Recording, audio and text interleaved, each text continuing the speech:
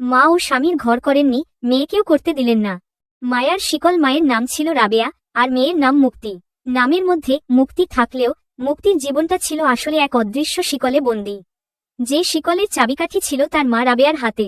অতীতের ছায়া 25 বছর আগে রাবেয়া যখন এই গ্রামেই নতুন বউ হয়ে এসেছিলেন, তখন 3 মাসের মাথায় সামান্য ঝগড়া করে তিনি বাপের বাড়ি ফিরে যান। সেই যে ফিরলেন, আর কোনোদিন স্বামীর ঘর করেননি। তার জেদ ছিল পাহাড় সমান। তিনি মনে করতেন পুরুষ মানুষ মানেই অত্যাচারী, আর শ্বশুর বাড়ি মানেই জেলখানা। মুক্তি যখন ছোট, তখন থেকেই তার কানে মাই বিষ ঢুকিয়ে দিয়েছিলেন, বাপের বাড়ির মতো শান্তি দুনিয়ায় কোথাও নেই, নিজের মাই শেষ পর্যন্ত আপন হয়। মুক্তির বিয়ে ও শুরু। মুক্তি যখন বড় হল, তখন তার অমতে গিয়েই মামারা জোর করে তার বিয়ে দিলেন শহরের এক শান্ত স্বভাবের ছেলে আকাশের সাথে। আকাশ মানুষ হিসেবে ছিল অতি চমৎকার। সে চেয়েছিল মুক্তিকে নিয়ে নতুন এক পৃথিবী গড়তে। বিয়ের প্রথম কয়েকটা দিন মুক্তি বেশ ভালোই ছিল, কিন্তু শান্তিটা সইল না রাবেয়ার। মায়ের চাল মেয়ের বিয়ের 1 মাস যেতে না যেতেই রাবেয়া অসুস্থতার ভান শুরু করলেন। খবর পাঠালেন তিনি মরণাপন্ন, মেয়েকে একবার দেখতে চান। আকাশ পরম যত্নে মুক্তিকে নিয়ে শাশুড়ির বাড়িতে রেখে এল। কিন্তু কয়েকদিন পর যখন আকাশ তাকে নিতে এল, রাবেয়া রুদ্রমূর্তি ধারণ করলেন। আমার মেয়েকে আমি এত কষ্ট করে মানুষ করেছি কি অন্যের বাড়িতে ঝিগিরি করার জন্য? ও এখানেই থাকবে।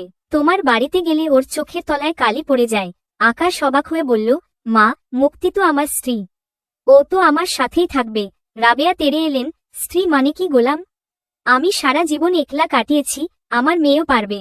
আমার মেয়ে তোমার ভাত খাবে না। শৃঙ্খলের শেষ ধাপ। মুক্তি মাঝখানে দাঁড়িয়ে ডুকরে কেঁদে উঠল। সে আকাশকে ভালোবাসতে শুরু করেছিল, সে চেয়েছিল একটা স্বাভাবিক সংসার।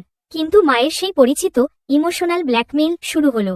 রাবেয়া চেঁচিয়ে বলতে লাগলেন, তুই যদি ওই লোকের সাথে যাস, তবে আমার মরা মুখ দেখবি। আমি বিষ খাবো। মায়ের এই জেদ আর কান্নার কাছে মুক্তি হেরে গেল।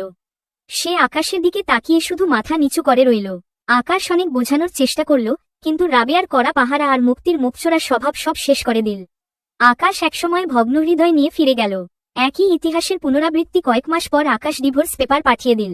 রাবেয়া সেটা দেখে একগাল হাসলেন। তিনি মুক্তিকে জড়িয়ে ধরে বললেন, দেখলি তো, কেউ আপন নয়। এখন থেকে আমরা মামিয়ে মিলে এই বাড়িতে রাজত্ব করব। মুক্তি আজ তার মায়ের পাশের ঘরে জানলার গ্রিল ধরে বাইরের আকাশের দিকে তাকিয়ে থাকে।